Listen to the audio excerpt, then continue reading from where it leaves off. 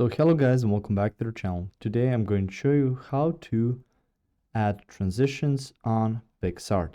So the first thing you want to do is open up Picsart, and on there you will need to find a video. So you can see at the top I'm right now at photos. You can see videos right next to them, so click on that and click a couple of videos. So if you've added some videos, so you can see right now there's between those videos two independent parts to edit.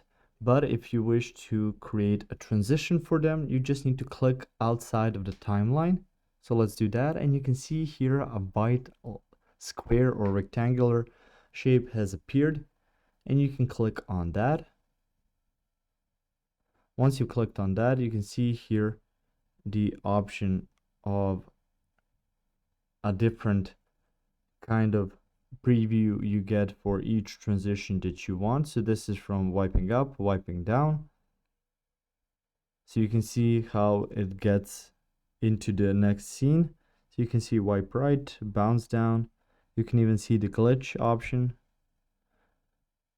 And you can even see some couple of different variations of the same transition, and you can add them through there. Once you're done, you can just click on apply and it will be added to that. You can even see here blur fade, and really there's a lot of things you can add.